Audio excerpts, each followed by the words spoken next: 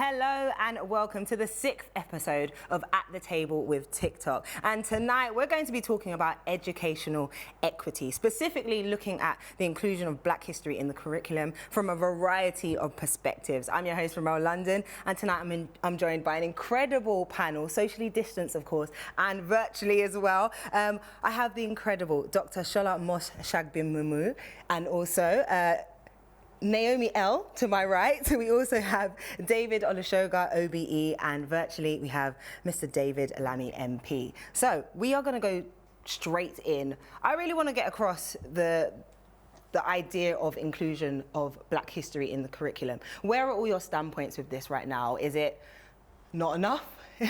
Is there a change that needs to come? What are your thoughts currently? It's non-existent. There's nothing like it's not enough. Goodness. I look at what my kids are learning in school. There is no Black history going on in British educational history at schools, just not.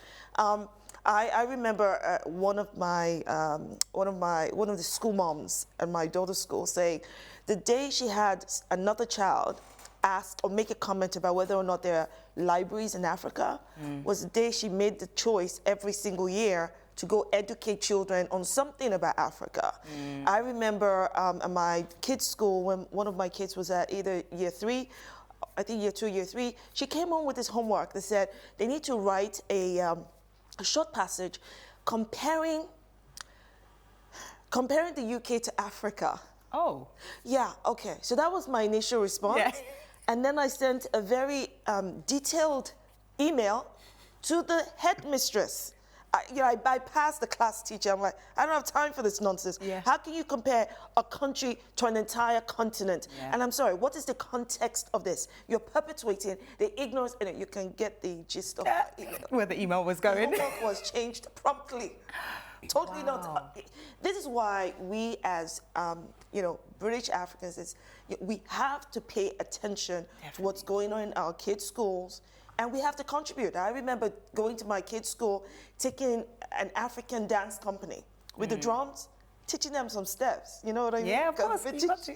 Black history, British history. We need to be able to encourage all forms of our culture. Definitely. So I think as parents, we have to do our bit. Definitely. And show them where they got it wrong and help to bridge the gap. Definitely.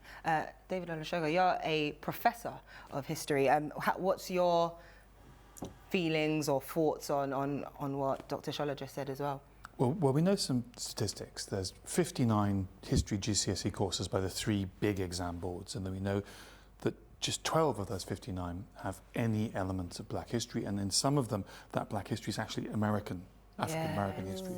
So about 10-11% of kids doing history GCSE have any form of Black British history, have Black history of any form. Now, the bigger problem with that is it's not just the forms of Black history that we often talk about, which is about the Black presence in Britain, the long story of Black communities in the UK. There's another invisible form of Black history, which is that you can't tell multiple aspects of the mainstream British history that doesn't involve Black people. The example I always use, I was brought up in the northeast of England. The big story in the northeast of England historically is the Industrial Revolution. Yes. In the 1850s, when Victorian Britain was the richest country in the world, 40% of its exports were cotton. There was 4,500 mills producing cotton. The Economist magazine estimated that 1 in 5 people in the country were to some degree economically dependent on the cotton industry. I was taught every detail of that at school. Spinning jennings and water frames and flying shuttles and all that stuff, remember? Yeah. Apart from one detail, where the cotton came from. Exactly. And the cotton came from 80,000 plantations on which worked 1.8 million African Americans. They never set foot in Britain, but the Industrial Revolution doesn't happen without them. Yeah. They're missing people, they're airbrushed out. So it's not just, it's important we talk about Black communities in Britain and their long history, all the way back to the 18th century, further, all the way back to the Afro-Romans. Yeah. But it's just as important that we stop telling these half-truths about our own history. Don't teach children about the Industrial Revolution and then not mention that Liverpool, Manchester, a city that's nickname was Cottonopolis. Wow. Don't write Black people out of the mainstream of British history. Definitely. Naomie, you've become very vocal online as a social influencer and content creator where you like to share history. So what kind of inspired you to specifically do this, other than the fact that you're studying history? What inspired you to want to share Black history? So I was just doing a video on racism, and I received the comment, well, black people came to this country with the Windrush generation. And I was lucky enough to do a module on early modern Europe in my first year of university, and we had 1 hour of my whole year on black people. And I was like, this is amazing. I've got 1 hour out of my 20 years of education. I'm taking this. I'm doing all my extra research on it. And I was like, actually, Google can tell you really easily that black people have been here long before the Windrush generation. It's actually about a 30-second Google search you can do. So that's when I went, do you know what? I'm just going to start doing history lessons on Black British history, because if you're lucky enough, you get taught Black British history. But the Black British history you get taught is slavery. Black people are so much more than slavery. I mean, there is evidence of North Africans building Hadrian's Wall. Black people have been here for so long, and to diminish an entire people's history to being enslaved is so insulting, in my opinion, because black people have done so much for this country. So I went, I have the means to to give people 60-second, just short history videos, short history lessons, things they're not going to be taught ever. I may as well do so. Wow, and that's why she's going viral. Absolutely love that. And David, I mean, you've been very vocal in your career of speaking out about equality for us as people in general. What are your thoughts on Black history in the curriculum?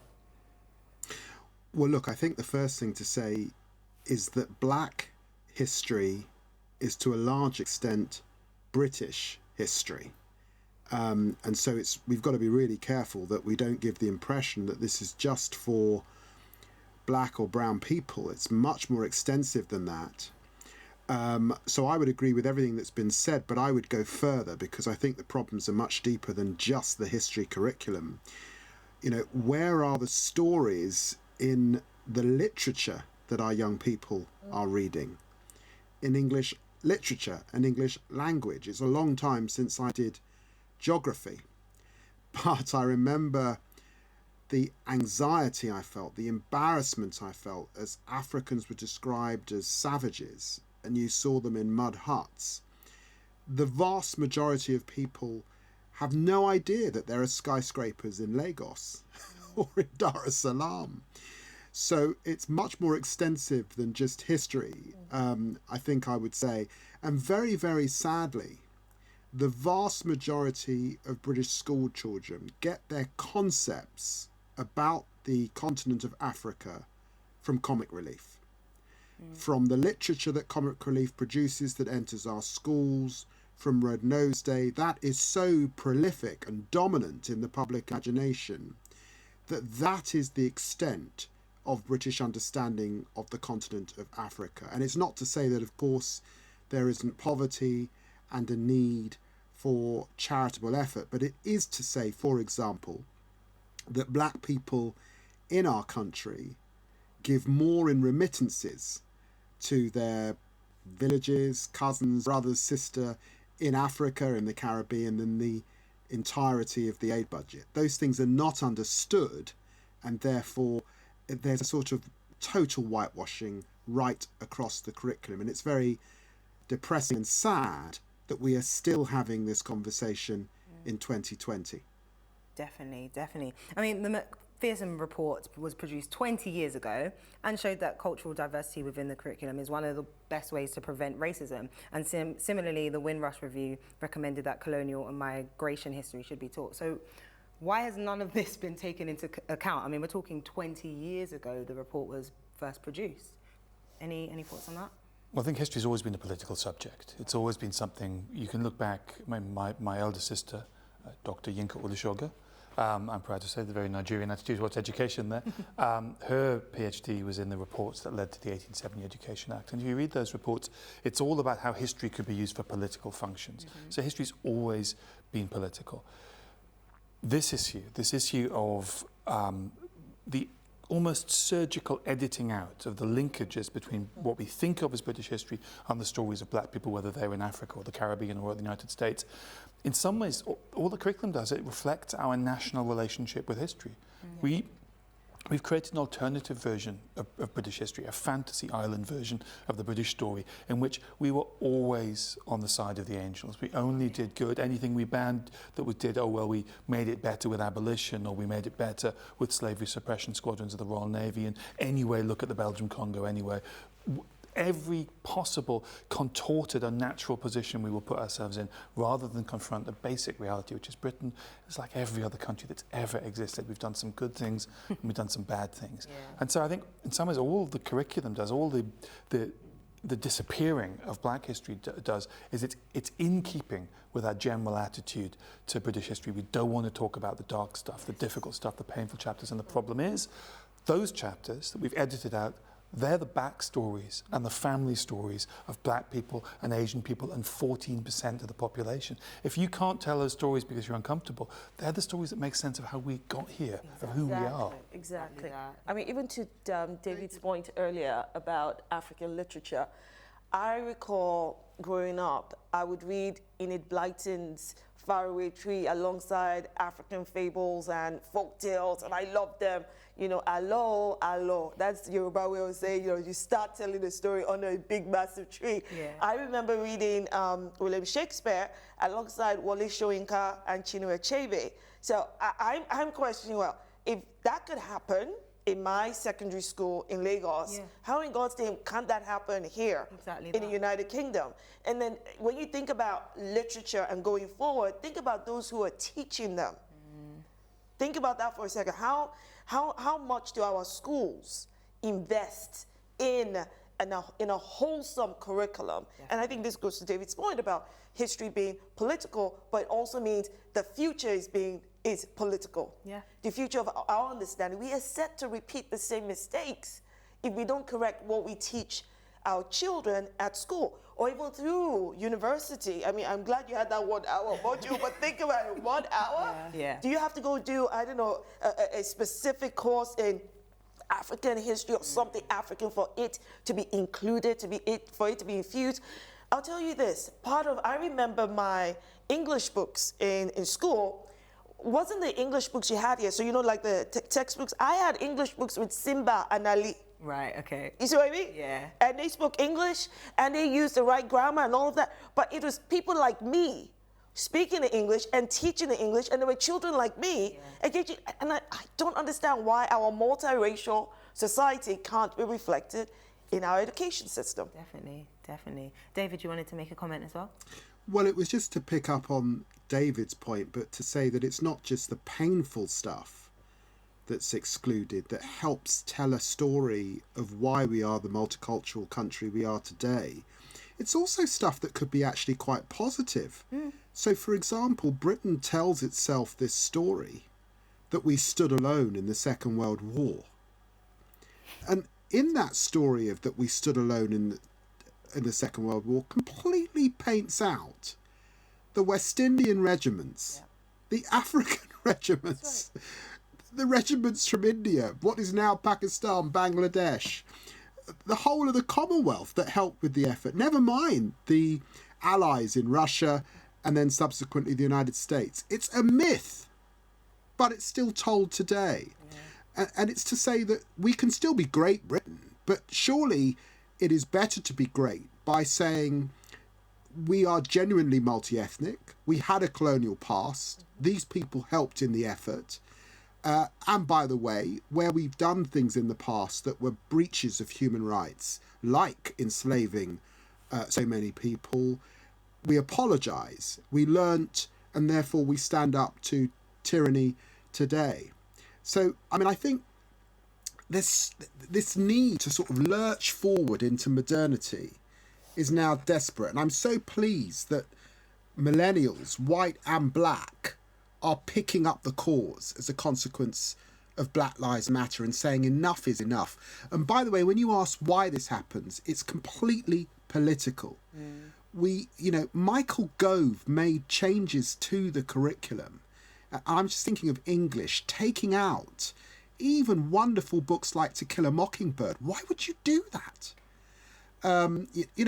Where are the Zadie Smiths, the Mallory Blackmans, the Ben Ockrys, never mind Wole Soyinka and Achebe. So if you paint that out, and now my son's doing at GCSE the inspector calls, and he comes back and I can see that he's not motivated, not inspired, because he's not in the groove of the currency of our times by studying the inspector calls at GCSE for English.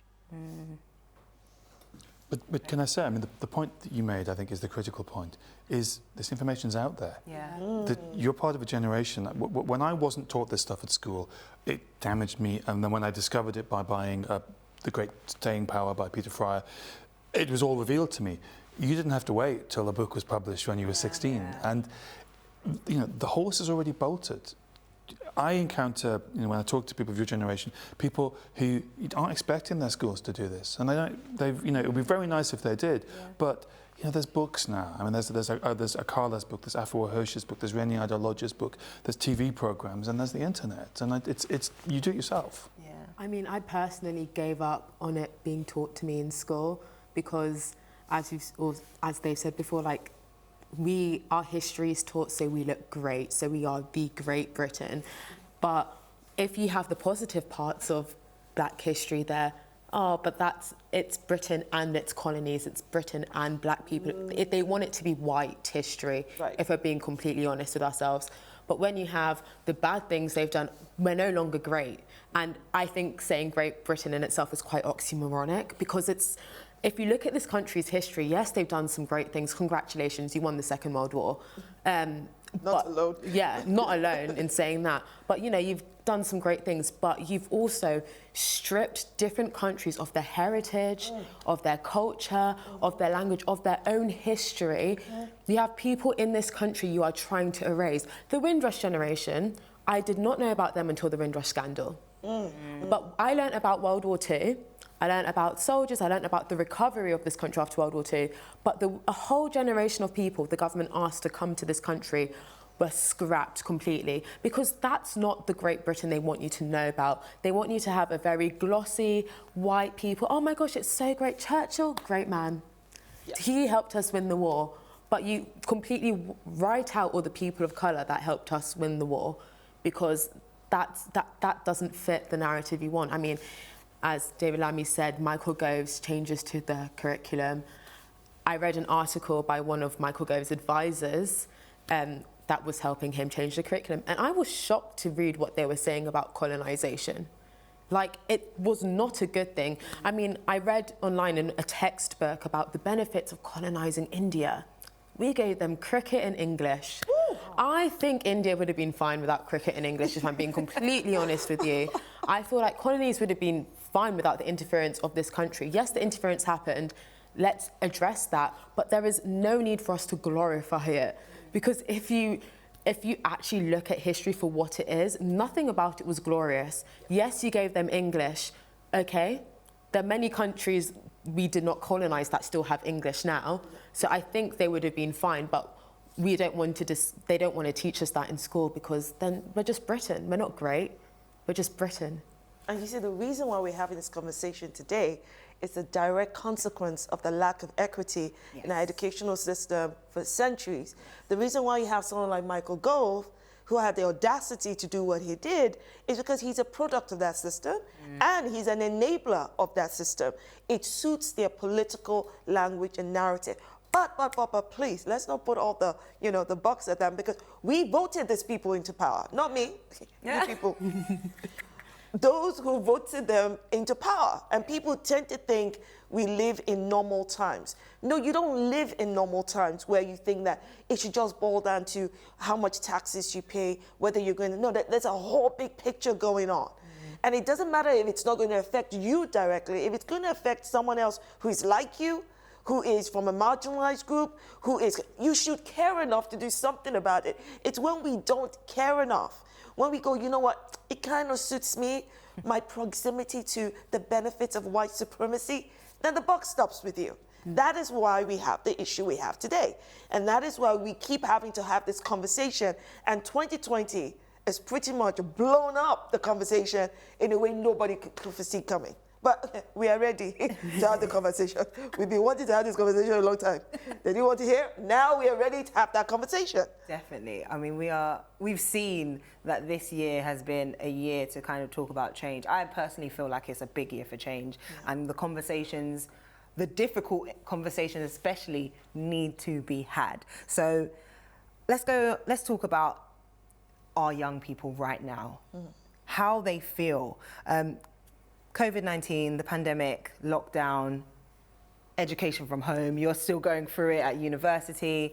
How do you think the pandemic has affected Black school children currently? I mean, you're a mother as well, you and David as well. You know, what's the experience and what have their responses been to education right now in general? I mean, just speaking from my personal experience with my kids, it's a whole, it's a totally different brand of teaching. And I get it, because we need to think outside the box in the midst of a pandemic. But think about it. You're asking kids then through Zoom or whatever, Microsoft Teams, to engage in a way that perhaps even in school, I'm just remembering what David said about how children engage with certain subjects. Yeah. Right? So if you're in a classroom and that subject or that book is not your thing, it's already difficult enough engaging and then putting on your whatever face. But then when you have to do it through the screen and you still have to work, and of course there'll be parents like me who go, I don't care if you're in love with the subject. You must love the subject. Yeah. You must get good grades. Do you understand me? There'll be parents like me that do that. But all in all, we want our children to have a wholesome education. That means that they're engaging, they're committed, they're enjoying, they're growing. But I think part of it, especially with the pandemic, is I think the youth, I can't speak about, I used to be that, but don't be deceived by the look. But I think the youth are probably angry and trying to process that anger. It's not just about the pandemic, it's everything else that's happening. Yeah. And they're not being given that guiding hand to process why they're angry. I don't know about you, but I've been angry sometimes, and I need to take time to understand why I'm angry, what I'm angry about, and then what I'm going to do about it. But it's like collectively for the youth, either they're expressing the anger in a certain way, or they've just become totally blasé, but they're actually angry. So it's how do we as a society help them through this? Yeah. I would say young people have been failed completely. Wow.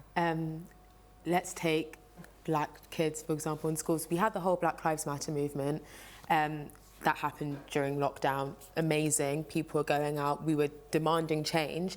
And instead of the government to think, do you know what? Yes, school's online, but things clearly need to change. Let's incorporate some Black British history into the curriculum. Let's diversify the English literature curriculum. Everything stayed exactly the same. Yeah.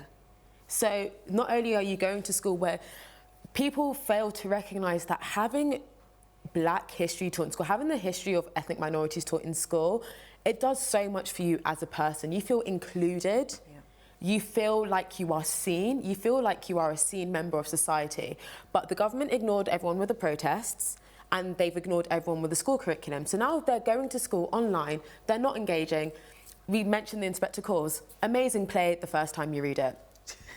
If we're being completely honest, we can diversify things, and when you have people engaged in things they are evidently passionate about, because young people of all races were out there protesting. If you have them engaged in things they're passionate about, things that are interesting, things that are different, then you will produce like members of society that are happy to engage in school.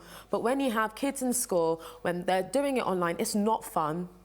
It's an adjustment, and it's still a struggle to adjust, but they're being taught the same old thing, and you're not even showing them that you're listening to them, because students have been ignored, especially Black students. They've been completely ignored by the government, and the government expects everything to continue as normal. It can't be the same anymore. What happened over lockdown with the Black Lives Matter movement, it wasn't a little blip in the timeline where it wasn't a little bump we get over and then we continue as always. No, it was a complete U-turn. Yep. But they are trying to ignore that and trying to stop that U-turn.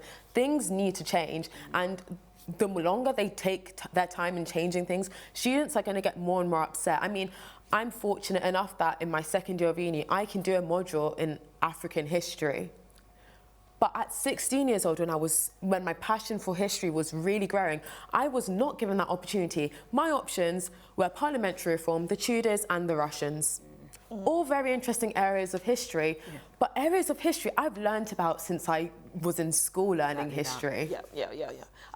Can I quickly add this? You're absolutely right. It's a missed opportunity. But let me use this example to kind of exemplify what 2020 probably is like for a lot of kids.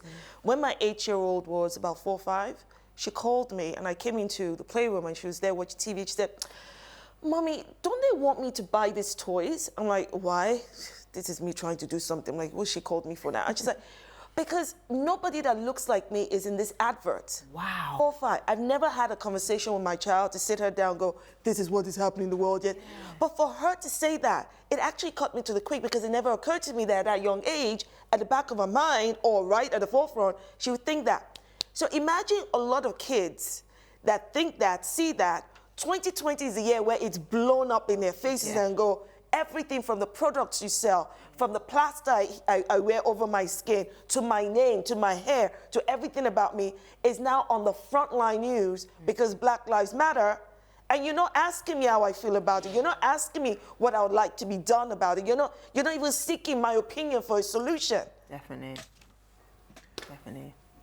Can I just say, you asked specifically about young Black lives during this coronavirus period. My starting point for Black communities is tremendous grief. I really, it's quite hard now to be Black in the UK and not know someone who has died. Yeah. Black women are 2.5 times more likely to die than white women. Wow. In fact, on the fines that have been handed out, Black people are twice as likely to experience fines and enforcement as a result of the coronavirus rules. If you look at the figures here in London, certainly at who has been stopped and searched over this period, it's gone up 9 times more likely. And that's peculiar because, of course, for a significant part of that, we've been in lockdown. Yeah. Yet the figures are still high and have still gone up for Black youth. And it's important to remember that the majority of young people in our country living above the 4th floor in our housing estate are Black or brown. So the context for Black children when they're inside, locked up, subject to greater restriction, is not easy. It really, really isn't easy. And then you get the murder of George Floyd and the explosion that's happened. And of course, so many headlines in our own country about people who are clearly innocent being manhandled and wrong-handled by poor policing. So I think that this has been a tough period for Black lives and Black families. It's been a building up of anxiety and pressure, and it sort of underlies the deep inequalities that have existed in our country that are sort of revealed for all to see now, particularly as the economy takes a hit. And let's be clear, if you shut down the offices, those cleaners that clean those offices have no work. Those security guards have no work. The people who are working in retail in our country are very frequently Black and brown. Again, they're at home. And as the furlough ends, greater pressure for those young people. Those young people who do not make it to university, by the way. Because the graduates tend to take the entry-level jobs of the non-graduates. So what is the face, for example, of further education in our country? Again, it's a Black and brown face. And what happens to those young people? So tremendous pressure at this time and no articulacy, no support from the government. What is the government doing about those figures for Black, Asian and minority ethnic people dying at such a large rate? Where is the risk assessments at work? Where is the advice for those communities? What are they being asked to do? We get the statistics, but there is no action.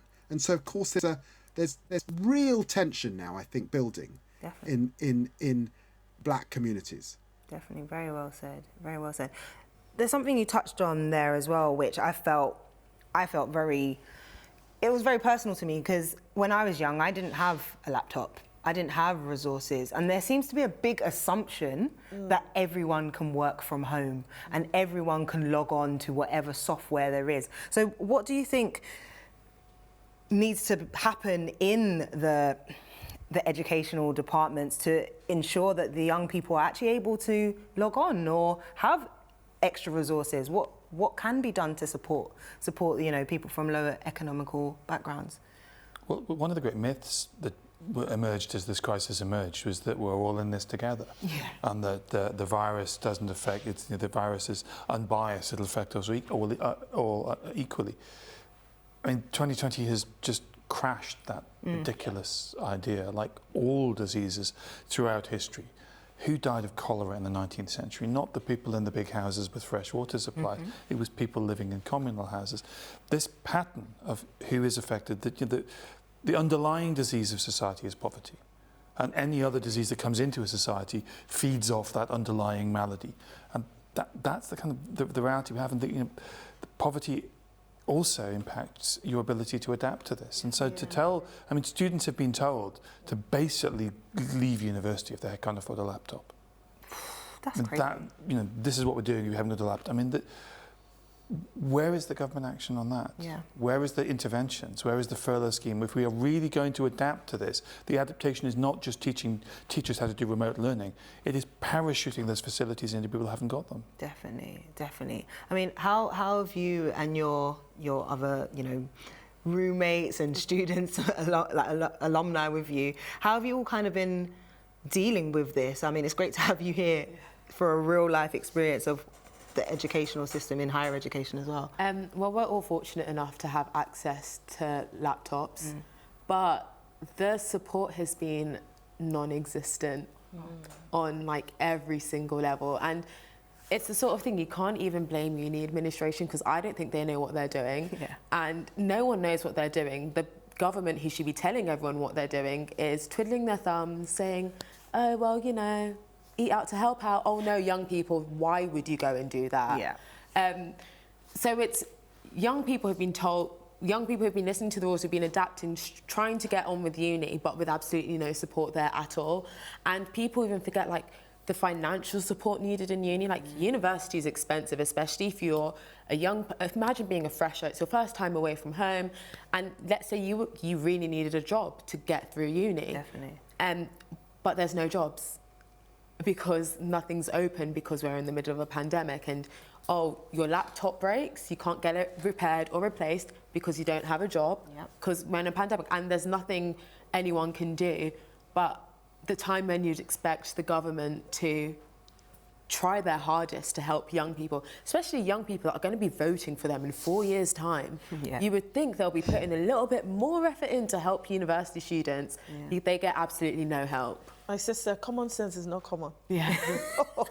One of the truisms of British politics for decades has been young people don't vote. Now, we saw that change in 2016.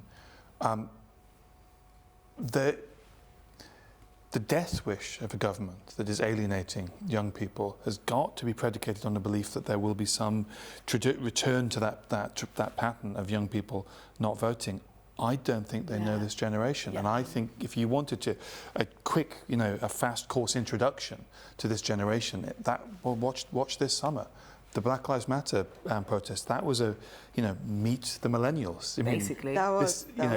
If you don't understand what this generation is, and I'm lucky enough that I teach and I get to work with young people, but I mean, if you didn't get it before 2020 and you still don't get it, then there's the problems with you, because your generation revealed itself, came of age, found its voice. If you don't get it now, you're never going to get it. Yeah. Can I just say that what is missing here, if anything, from 2020 has taught us, is that we need the right investment in the education of our children. That investment must include technological devices. Definitely. As far as I'm concerned, when you go to school in your first year, you should be given a laptop. Might sound controversial to some people, but I don't understand why it should be. It's because you can also have games on them. It's because people, this idea that this is a toy, because computers first emerged as basically toys. I understand, they but emerged if as things you played games on. And in the minds of lots of people, the fact that it is the key to education, and without it you can't unlock education, that doesn't quite compute, because they think, oh, they'll be playing games, as if playing games is a bad thing.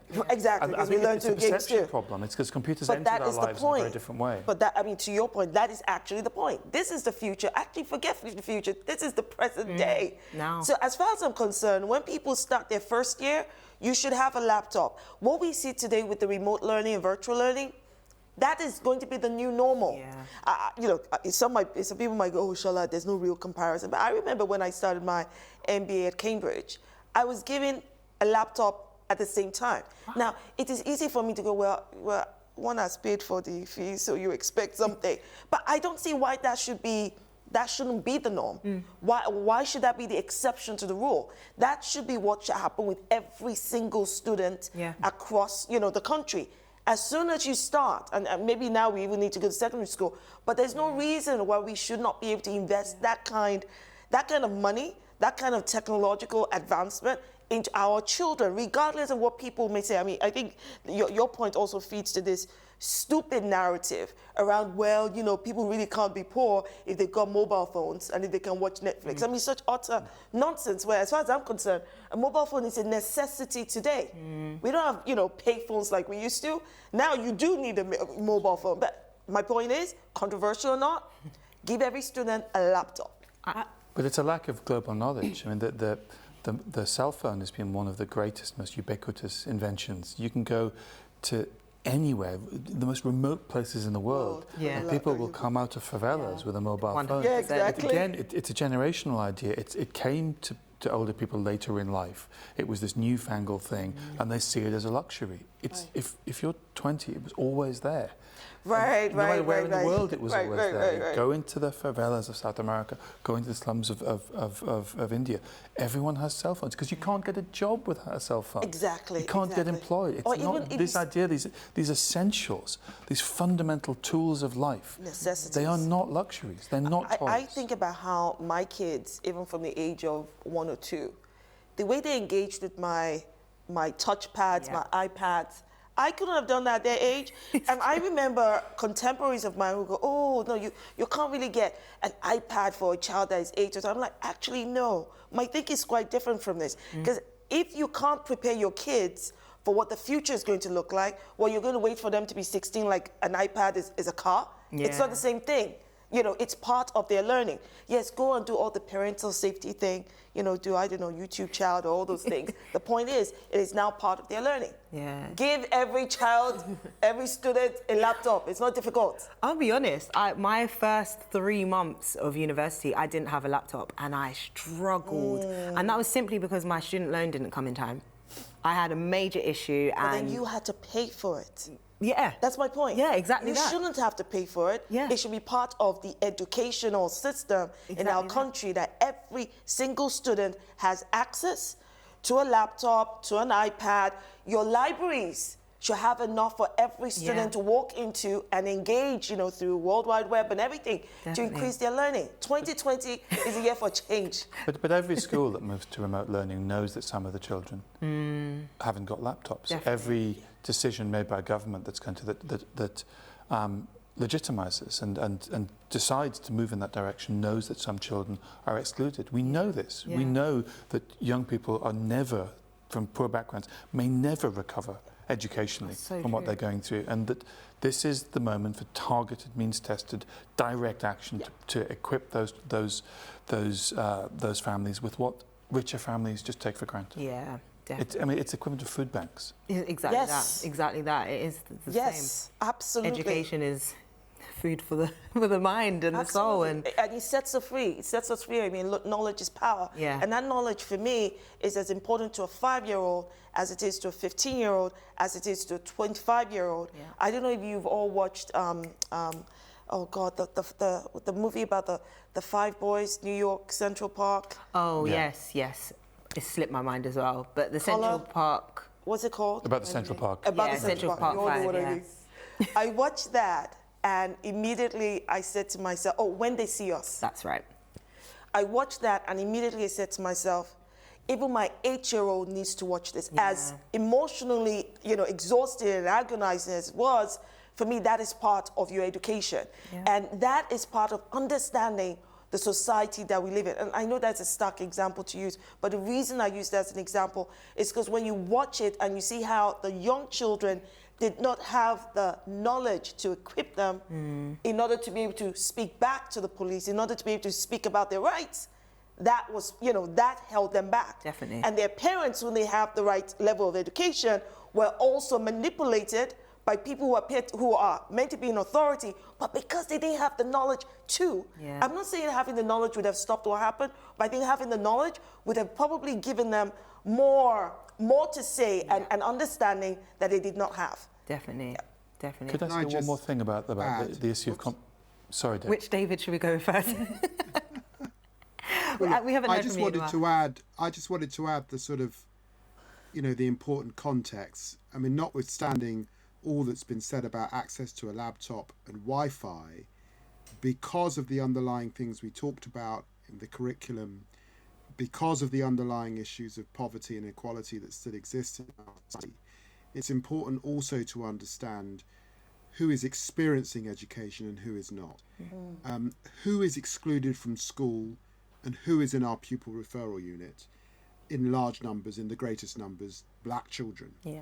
And it's important to understand that in the UK you can be excluded from primary school from the age of 5. Which children are being supported who have special educational needs? I mean, I'm now talking about mild needs like ADHD or dyslexia, often not black children with special statements that give them access to special funding and special support in school. Very unfortunately, when you look at the challenges in the attainment gap, 3.6% of black children getting the best grades at A-levels compared to 11% for white children. If you look at what's happening for our graduates, again, with white children, 80% of them getting a first or 2-1 compared to just 7% for black students, you can see that all of the things that we've discussed mitigate against the context of success and the ability to navigate the system and make the best of the education that's on offer to you. So there's a lot to do. Definitely. David, John? I was going to say something very specific about the laptops. I think the tech companies have got a job to play here because laptops come with built-in obsolescence based on upgrades to operating systems and software. That doesn't have to be that way. Yeah. That is a decision made by companies to make perfectly functional pieces of computing equipment obsolete in order to sell new ones.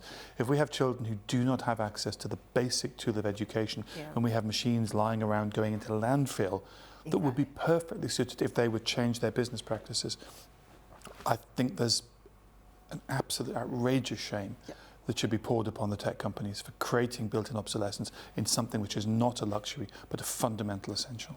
Definitely. I That's totally a agree great with that. point. Yeah. Great point. And also to David's point about Wi-Fi, yes. especially during the lockdown, explain to me why, if anything, I think the lockdown should teach us as a society that Wi-Fi is a necessity.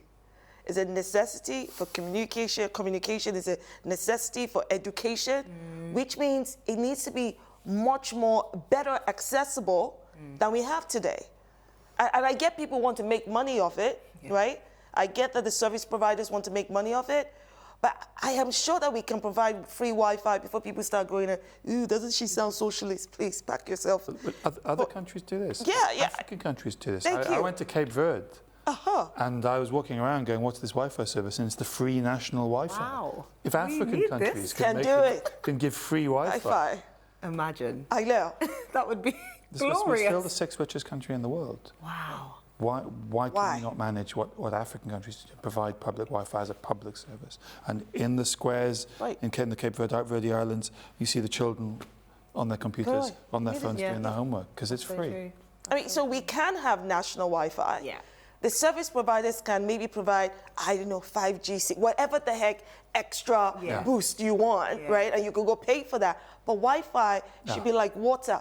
It should be available. Yeah, it's true. Well, you even pay for water, though. In 2020, Apple became the world's first $2 trillion company. Look at that. Apple became the first $1 trillion company just 2 years ago. That is, its GDP is greater than many countries In the world.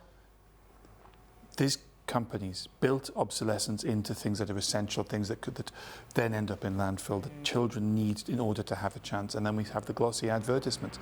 I don't want the glossy advertisements. I want you to do social action. You have $2 trillion in the bank. But do we understand, I'm speaking to you now, do you understand that it's in your power? The only reason Apple is a $1 trillion company is because you made Apple a $1 trillion company. You made Apple your latest luxury brand. By all means, knock yourself out.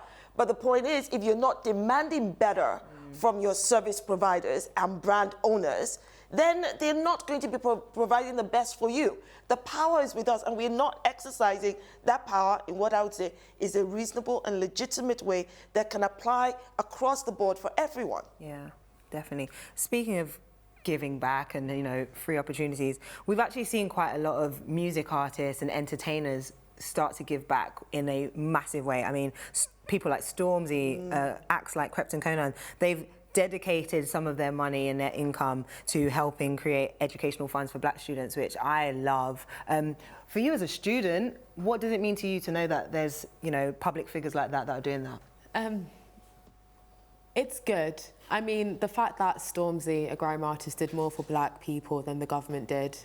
The thing is, like, you hear about people like Stormzy and you feel like elated, you are so happy, but then you're just like, why is that his responsibility? Yes. So, well, yes, it's a good thing, but then you look, but is it not the government's responsibility to look after the people? That's fair. And we have black artists picking up the slack of the government, which should not be the case at all. Like, yes, it's great to give back to your community. It's great Stormzy's got all the scholarships that he's giving to young black people that desperately need it, but why isn't the government doing that? And to be honest, it just makes the government look really, really bad when music artists do the job they should be doing. Yeah. Because realistically, the government should be making higher education more accessible to everyone. The government should be trying to decrease that to decrease the gap, but they're not doing so. And then we have to rely on individuals to do so. Yeah. Then why do we pay taxes? What's it going towards? It's going towards another topic. I agree with what you said about the government, but I also feel that we, the people, often have this thinking that when you voted somebody into public office, leave them and they will get it right. It doesn't work that way. I find that it is our job to tell politicians what the heck you want them to do. And you need to go even as far as telling them how to do it, if you need to write it down. There's some politicians that get it right. David Lammy, I like very much, right? And not just because he's sitting there. But there's a lot of politicians, especially those in power, who will ignore the marginalized groups, which is why the Stumpsys of this world and the Marcus Rashfords of this world have to step in. They have to show direction, because actually that is our responsibility. And when we step into that gap, we are also demanding of the government to say, look at what I've just done. You have the resource to do better, so you need to do better. So I would say, alongside, you know, calling out the government, we need to do something about it. And that is, think twice the next time you vote. And but even now, as things are happening, please call it out. When COVID started happening, I remember when the deaths were announced. And it was over the weekend when I saw the first set of deaths, and it hit me. I went, hold up a second. I'm seeing all these deaths being announced from COVID-19, but nobody's saying jack all about their funeral expenses, especially since we can see that the most people impacted by this are those from the Black, Asian, ethnic minority groups. The key workers are mostly from Black, Asian, ethnic minority groups. So, and you see families doing GoFundMe. I'm like, yeah. And then, of course, I put together a petition, and there were some people who responded to me saying, well, there is a government funeral thing for when people die. I'm like, for a pandemic? Yeah. I don't think so. I don't think this figure or the amount will fit in with what is happening right now. I want the government to think about it and add money to it. But there are people who go, well, the government can't help everybody. So, okay, so you're ready for those who died to be thrown down, right? You're ready for their families to have to deal with this economic, this financial loss, as well as a breadwinner or a child being lost. We are not caring enough about each other to understand that it is our job, our responsibility to step into the gap, do something about it, and demand for the government to do it alongside us, double it, triple it, do whatever the heck they need to do. Don't just tell me to eat out to help out. Yeah, definitely. Show me the money. David, would you like Well, to... I just want to say, obviously, I salute Stormzy and congratulate those that don't pull the drawbridge up underneath them but extend it. And I think what he has done to inspire young black children to apply to Cambridge is fantastic. But I have got to tell you that this has been a long-standing issue, that the Russell Group universities, Oxford and Cambridge, are failing to find the talent that exists in black communities, to harness and support those who do very well in their A-levels and bring them through. And when I did my Freedom of Information requests of Oxford colleges back in 2015, it was shameful that only 10 out of the 32 colleges had anyone given any black person a place at that time, and constantly, when asked, would blame the black community for just not being quite bright enough. My experience of going to Harvard Law School and really knowing quite a lot about the Ivy League in the United States is that actually they are interested in finding the brightest black students in Harlem and grab them for free. And it is still the case that our Russell Group universities expect you to jump through huge hoops that are easier if you did the 7+, easier if you went to private school or grammar school, easier, frankly, if you had the tutoring that's available to middle class students.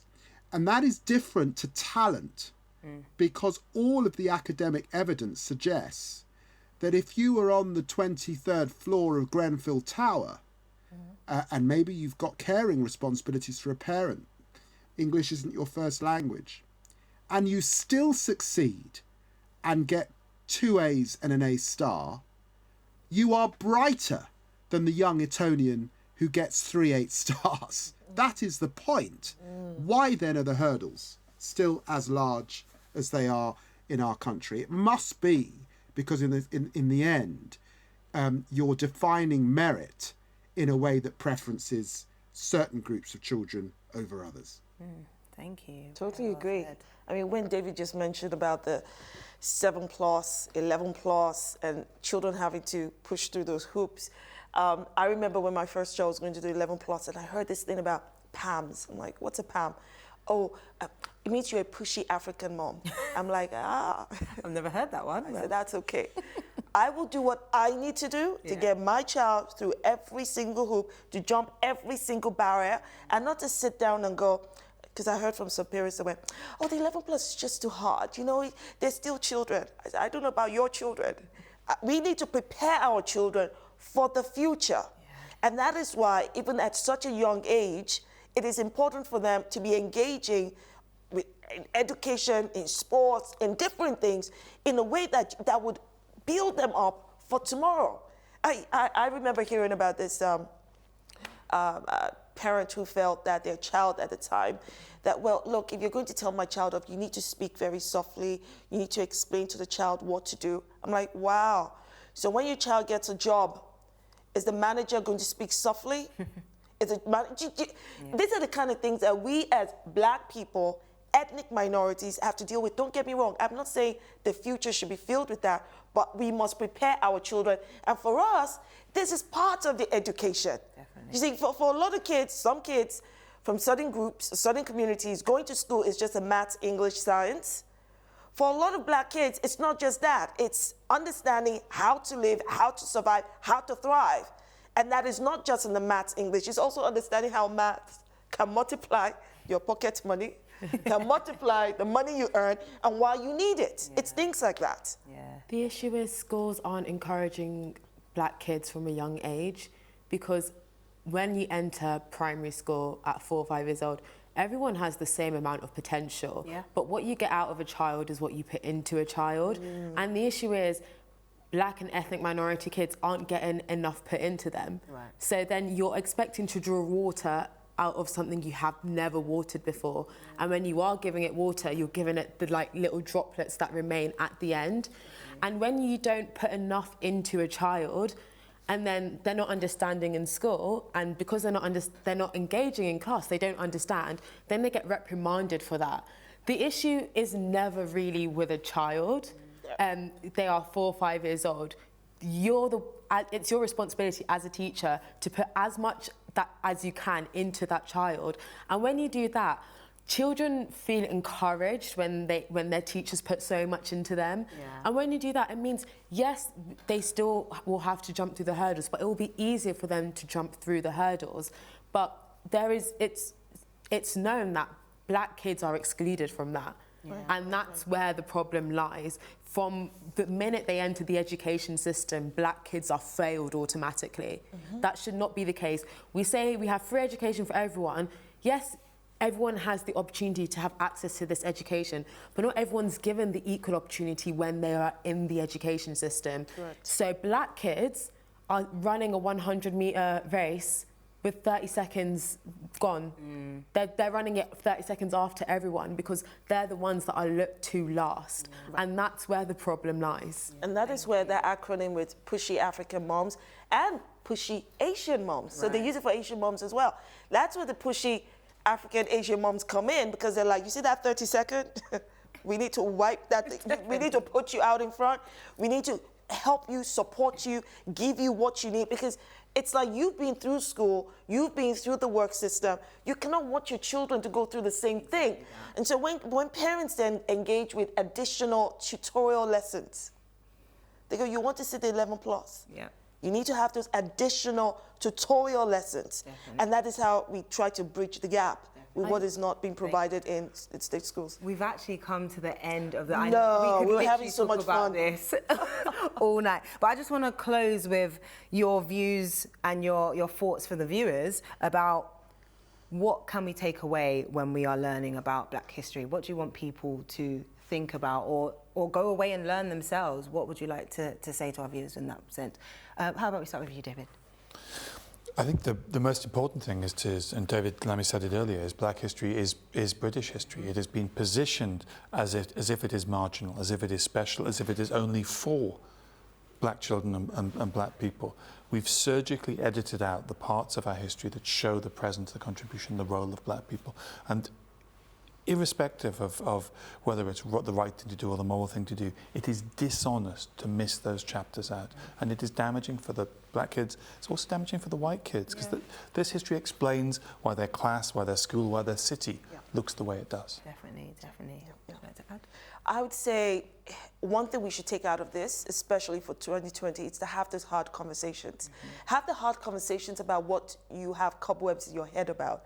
Have those hard conversations about what you need to know better about. Have the hard conversations, be you white, Black, or brown, that would, stimulate the right kind of action. Because activism is about acting. And to your point about equal opportunities, I'm done with equal opportunities. I want equal outcome. So to get equal outcome, it starts with the right level of education. And that education is not just what it teaches in school, is what we need to understand outside school that comes from the hard conversations that we have about Black history, which is, British history, and for us to be able to work together in building a new legacy for the future. Definitely. David?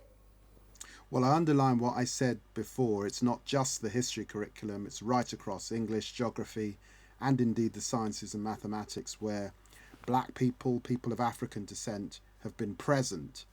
But I would also say this, that the truth is that in the absence of a government that really wants to grip this, create consensus and move forward. It still falls to black families to do what they can, and to allies of all colours to really understand the big issues here. This has been a year where we saw George Floyd murdered in 8 minutes 46 seconds. And it was as if that moment of chronic and unbelievable horrendous black pain was new. And the truth is, black pain is not new. It's as old as modern history.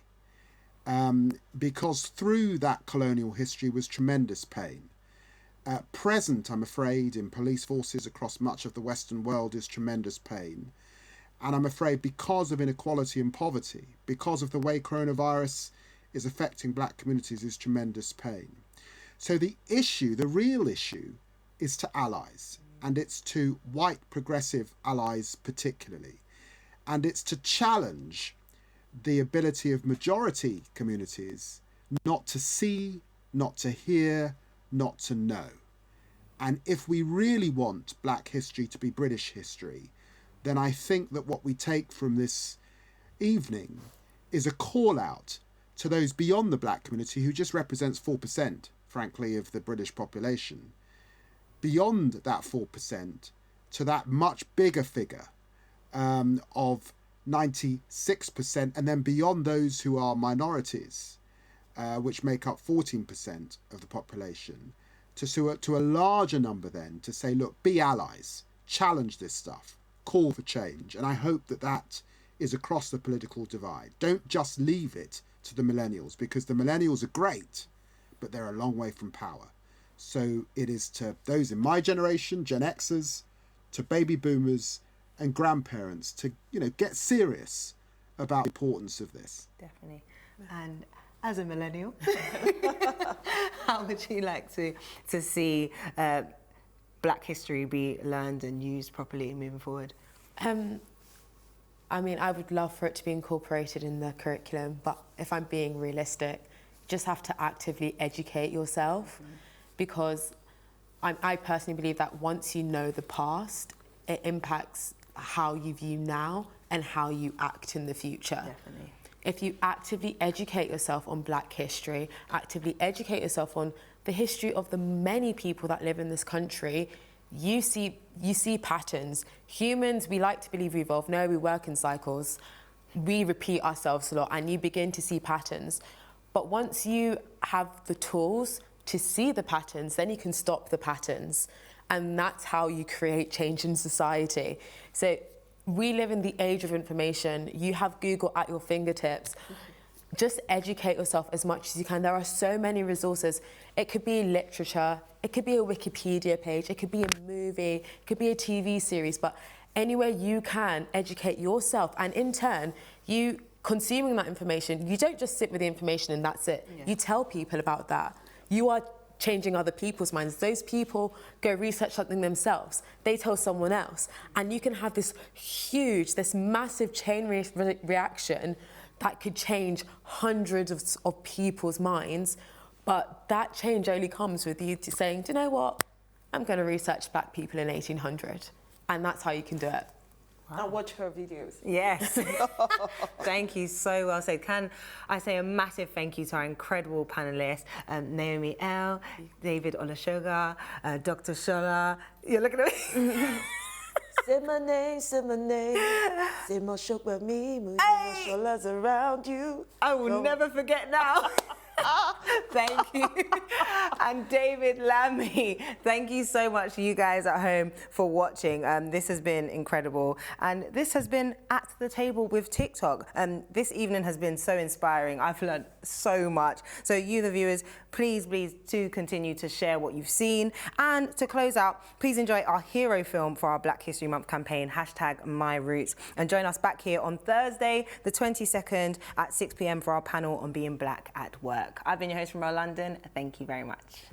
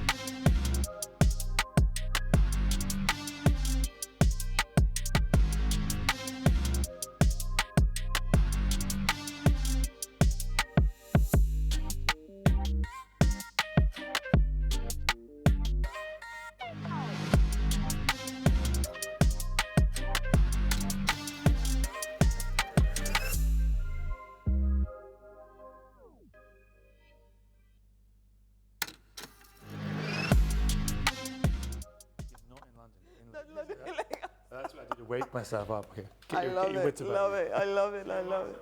You can speak to David